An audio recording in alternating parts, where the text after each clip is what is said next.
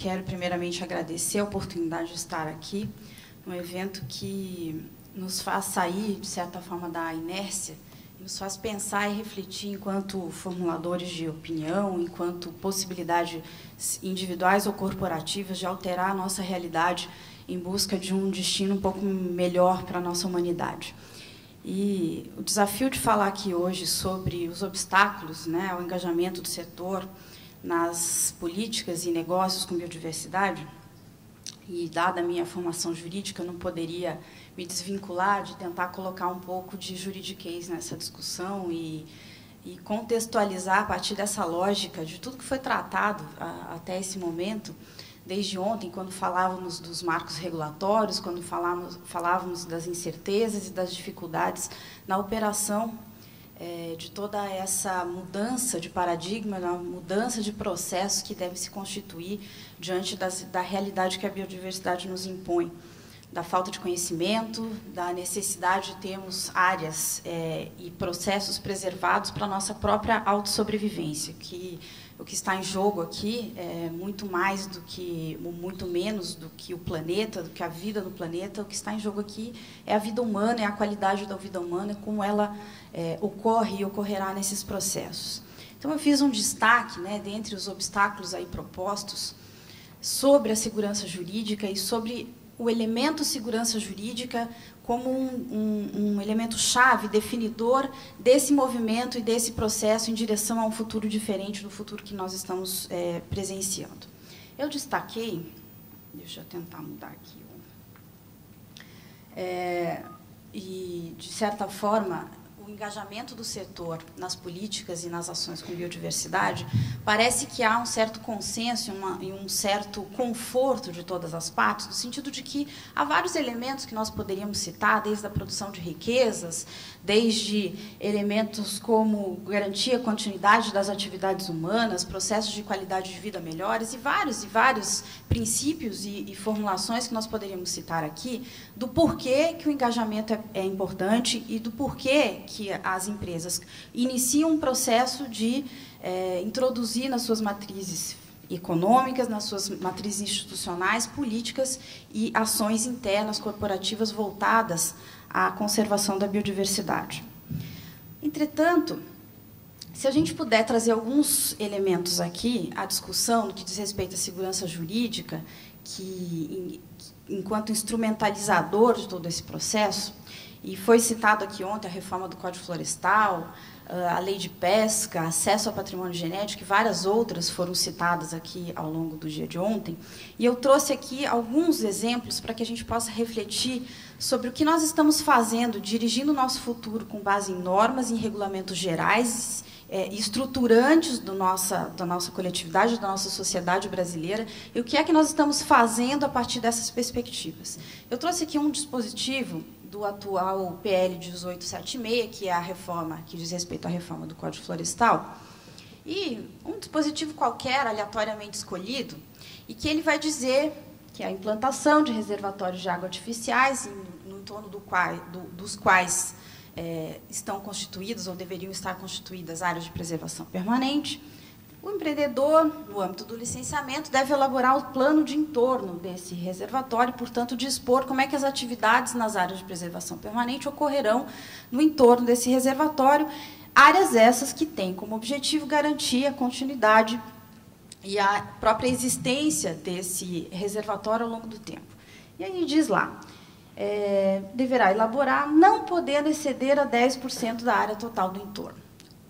Aí eu pergunto, o que esse dispositivo quer dizer, né? Esse trecho destacado em vermelho? Como é que um empreendedor que, de alguma forma, está atuando sobre elementos que compõem a nossa biodiversidade, no seu setor empresarial, ele olha para uma norma dessa, prevista na atual reforma do Código Florestal, que, se aprovada, e se fosse aprovada hoje, amanhã, então, ele teria que olhar para essa norma e implantá-la sem saber exatamente o que essa norma quer dizer, não podendo exceder a 10% da área total. O que não pode exceder a 10%? O plano de recuperação, o que ele vai realizar nesse plano, afinal, o que essa norma quis dizer. Mas, aleatoriamente, buscando ainda outros exemplos nesse tal PL do Código Florestal, a gente busca lá no artigo 8º, quando fala e trata das áreas de preservação permanente, o que ele diz? A intervenção ou supressão de vegetação em área de preservação permanente e a manutenção de atividades consolidadas até 22 de julho de 2008. Ou seja, para que eu possa fazer uma intervenção nas matas ciliares ou topos de morro, encostas e assim por diante, para que eu possa manter atividades que eu atualmente, ou até 22 de julho, eu realizo nessas áreas, ele me diz o seguinte: em que situações isso vai poder ocorrer? Em caso de utilidade pública, de interesse social, de baixo impacto, previstas em lei. Isso significa o seguinte: se eu vou fazer uma nova intervenção, me parece que a lei nova exigirá uma lei prevendo que essa situação pode ocorrer, desde que ela seja de utilidade pública, de interesse social, de baixo impacto. Mas, para eu manter as atividades que hoje eu realizo, sejam aquelas feitas contrariamente ao atual texto da norma, sejam aquelas feitas de acordo com o texto da norma vigente, e aí eu estou falando das obras, e podemos considerar aqui as obras do PAC, obras de utilidade pública efetivamente assim consideradas, linhas de transmissão, estradas, pontes, rodovias, tudo aquilo que intervém nas áreas de preservação permanente, eu também vou precisar de lei. E aí a gente começa a fazer algumas perguntas. Que lei é essa? É uma lei nova que vai ter que dizer que aquela atividade pode continuar, aquela que eu já realizei com base na atual legislação, para aquela que eu já obtive um licenciamento? Não, mas não é isso. Aquela já tem ato jurídico perfeito, então o direito vai dizer que não preciso alterar as situações, mas ela diz a manutenção. E aí a gente começa a entrar numa série de questionamentos, né? E aí ela diz assim: bem como nas atividades agro-silvio-pastoriz, ecoturismo e turismo rural. Bom, então, para eu fazer uma atividade de utilidade pública, eu preciso de lei. Mas se for ecoturismo, isso quer dizer que não precisa de lei? E como é que a jurisprudência, como é que o judiciário, como é que o Ministério Público e quem vai questionar a interpretação dessa norma vai entender isso? Bom, para uma utilidade pública, para uma atividade que diz respeito à coletividade, de interesse da coletividade, eu preciso de lei, mas agora para ecoturismo, não. Enfim, né, o que está colocado aí vai gerar o que se quer dispor com esses... a reflexão que se quer colocar é a seguinte: nós temos uma norma, né, o Código Florestal, que é uma norma estruturante na perspectiva de conservação das florestas e, portanto, da biodiversidade de forma amplamente considerada. Nós sabemos que é nas florestas e na vegetação nativa que nós vamos considerar e vamos integrar esses processos de biodiversidade nas nossas atividades, e sobre elas estamos tratando de normas que sequer conseguimos entender o que elas dizem ou como vamos aplicá-la na prática. Vamos buscar outras disposições aqui do próprio projeto, quando ele fala lá das tais famosas anistias dos desmatadores e multas e crimes e por aí vai. O que ele diz lá, né, para resolver esse problema? Ele diz assim: olha, vamos criar um programa, e esse programa tem o objetivo de adequar as áreas rurais consolidadas aos termos desta lei. Adequar aos termos desta lei, se essa lei prevê que tem que ter área de preservação permanente, tem que ter reserva legal, que intervenção e manutenção, como a gente viu lá, de áreas de preservação permanente dependem de lei. Então, o que ele está dizendo? Quem não cumpriu a lei tem que se adequar à nova proposta. Muito bem. E aí, ele diz lá que se cumprir as obrigações estabelecidas no programa, nos prazos e condições, as multas aplicadas e as penalidades, portanto, decorrentes de quem descumpriu a lei, serão convertidas, ou seja, ele não precisará efetuar o pagamento, mas, diz lá, legitimando as áreas que remanesceram ocupadas com atividades agro, silvo, pastoris, regularizando o seu uso como área rural consolidada para todos os fins. E aí nós nos perguntamos: o caput manda adequar a lei. E o parágrafo 5º desse mesmo artigo, lá no final, diz que vai regularizar tudo que já aconteceu e, portanto, vão continuar as atividades consolidadas em desacordo com a lei, tal qual elas ocorreram. Então, um comando diz uma coisa, o outro comando no mesmo artigo leva a uma interpretação completamente oposta ao que o caput nos informa. Se a gente sair do Código Florestal e for para a medida provisória 2186, que fala de acesso ao patrimônio genético, e aí eu trouxe só os conceitos que ela dispõe ali de uma forma muito eu diria, muito dúbia da perspectiva da interpretação. Ela diz lá o que é patrimônio genético, que é uma informação de origem genética contida em amostras do todo ou parte de espécime vegetal, fúngico, microbiano e assim vai, e diz o que é o acesso ao patrimônio genético, como a obtenção de amostra de componente do patrimônio genético. E aí, se eu perguntasse aqui aos senhores, desse um exemplo qualquer, partir do pressuposto de que uma norma que regula relações, né, entre atividades produtivas sobre a biodiversidade deveria ter um mínimo de clareza para que qualquer cidadão pudesse compreender o seu contexto. E aí, se eu dissesse para os senhores o seguinte: o seu fulano de tal resolve montar uma indústria de fundo de quintal e faz um unguento sobre uma determinada planta da biodiversidade, em que ele mistura a planta com determinada substância qualquer, e aí essa substância formulada a partir de uma indústria de pequeno porte passou a ter, ao longo do tempo, a interpretação de que isso é acesso ao patrimônio genético, e para que isso ocorra é necessário ter autorização do CEGEM, é necessário ter intervenção do poder público, que ao longo da sua criação, desde 2001, quando foi criado o CEGEM, conseguiu autorizar, ao longo dessa década, apenas 35 autorizações de acesso ao patrimônio genético. E aí nós fazemos uma interpretação sobre essa norma, porque, mais do que o fato de ela ser absolutamente incompreensível na perspectiva do que é que ela quis dizer, se ela está tratando de acesso a patrimônio genético, efetivamente, se ela está falando de pesquisa, inovação e novos produtos decorrentes dessa pesquisa, ou se ela está falando de uso da biodiversidade, né, ela não diz, essa expressão uso de biodiversidade não está no contexto dessa medida provisória. O fato é que qualquer pessoa que atualmente utiliza, pessoa, empresa, enfim, utiliza biodiversidade em qualquer dos seus processos produtivos, está, de alguma forma, sob a égide da medida provisória e, portanto, como não consegue as autorizações, está atuando na ilegalidade à margem da lei, portanto, cometendo crime e infração ambiental. Essa é a realidade que está colocada. Eu peguei 2 exemplos, né, Código Florestal e medida provisória que trata aí do acesso ao patrimônio genético, para nós considerarmos que, se tomarmos um sorvete ali na esquina e esse sorvete for de açaí, e já que o açaí não é mais açaí, ele é uma mistura de açaí com alguma outra substância que o transformou em sorvete, isso é acesso ao patrimônio genético dentro do conceito do CEGEM, e isso, portanto, está aí sob a autorização de um conselho instalado lá em Brasília, que eu acho que formulado por pessoas do governo, né, não é paritário, ele é só governamental, autorizando, então, ou deveriam estar autorizando esse tipo de atividade. Muito bem. Se parássemos por aqui para discutir obstáculos ao engajamento do setor, eu acho que já estaria bem ilustrado do quanto é difícil qualquer setor nesse país engajar-se com atividades que dizem respeito à biodiversidade diante de um contexto legal que se coloca de cada vez mais complexo e de absolutamente dificuldade, não só no que diz respeito à própria ausência de norma, muitas vezes, ou a interpretações dessa norma que levam a dificuldades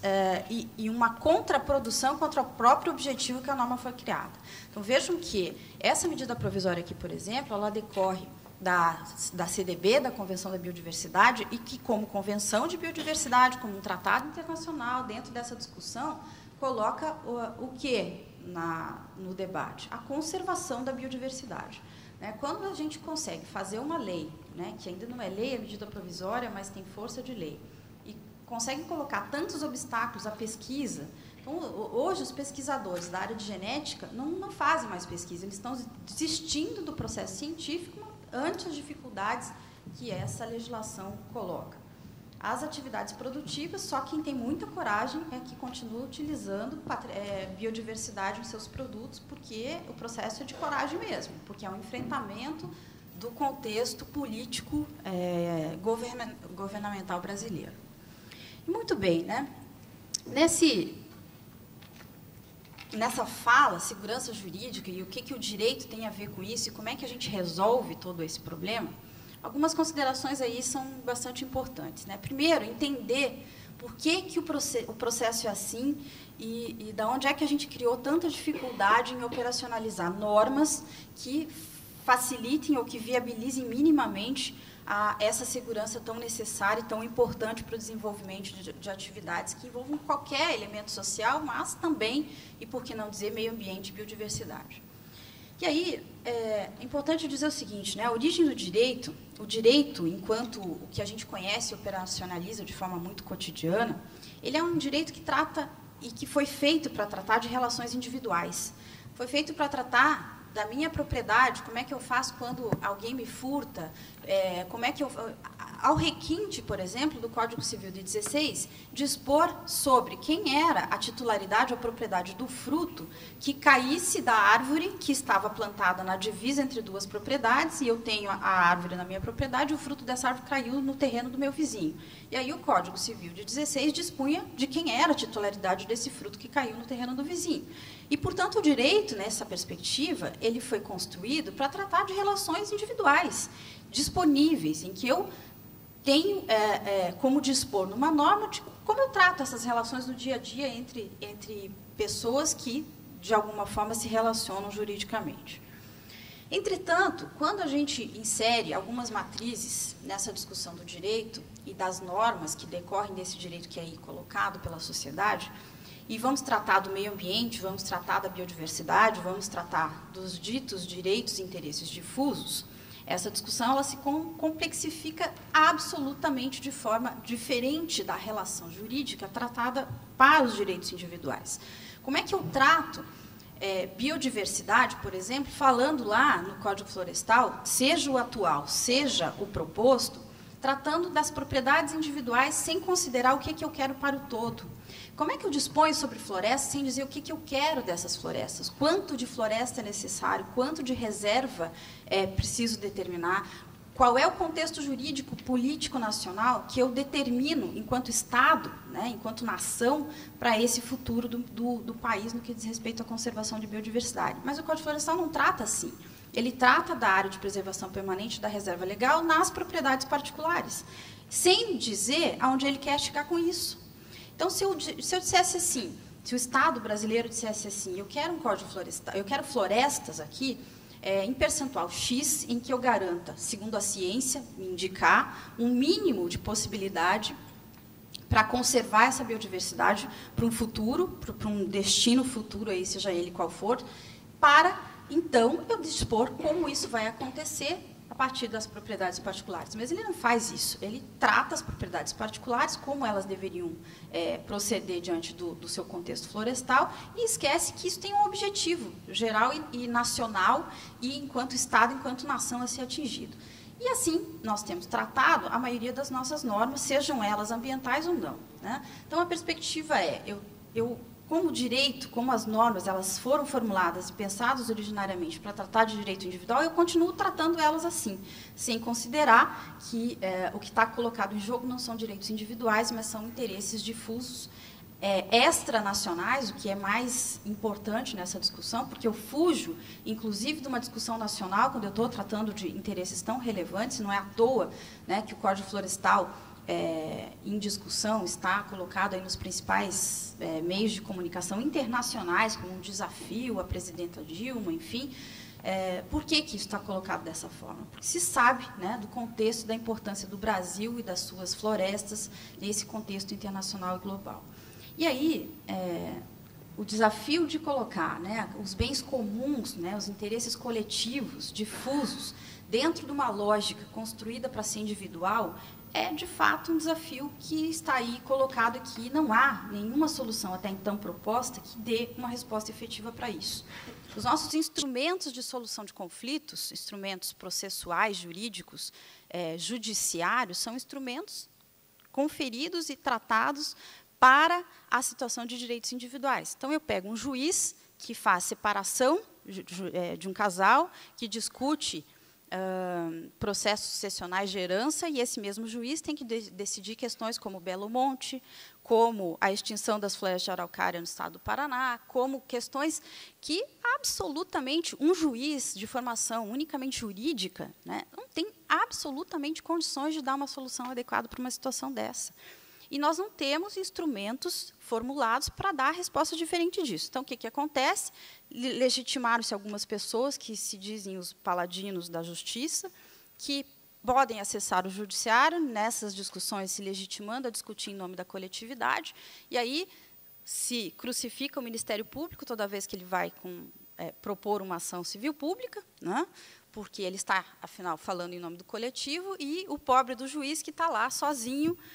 numa função judicante individual e exclusiva, a sentença é daquele juiz, é ele que tem que dizer o direito ali, e aí nós temos ações se arrastando 10, 20, 30 anos para discutir direitos que, quando ela vai ser decidida, eles já deixaram de existir em razão dos fatos consumados que se constituíram ao longo do tempo. Essa é a nossa realidade, enquanto, voltando aí ao tema central, e a luz vermelha aqui já está bem acesa, de modo que eu tenho que encerrar, acho que fica aqui algumas considerações de como é que a gente faz, né, um processo de país, de Estado, de nação, normas que nos confiram o mínimo de segurança, considerando o que deveria ser entendido e decidido, porque são processos decisórios efetivos, de quanto é que eu aceito perder em biodiversidade quando eu autorizo um dado empreendimento. Quanto é que o Estado-nação aceita, em termos de prejuízo, porque eles são evidentes, eles são necessários, eles decorrem das atividades humanas sobre o planeta, e como é que eu faço a comunhão de esforços para evitar danos irreversíveis ou danos que eu não possa mais reconstituir em tempo algum, né? Eu diria que algumas propostas existem e que a segurança jurídica, que é tão necessária para estabilizar essas relações e permitir que elas possam prosseguir aí no processo de evolução contínua, passa por estabilidade mais tempo, né? Quanto eu estabilizo essas relações e quanto eu tenho de segurança para entender esses processos num contexto maior, para depois defini-las num contexto individual. Toda a nossa matriz ambiental, e a legislação em geral, mas a ambiental reflete isso. Ela trata individualmente, ela não trata do coletivo, eu não tenho uma norma que me dê diretrizes do que eu quero ser enquanto Estado-nação, para depois tratar individualmente como é que eu atinjo esses objetivos. Pelo menos não de forma clara. Regulamentos claros e interpretações razoáveis, né, a partir do momento que toda lei ela gera interpretação, e interpretação é feita por quem a opera,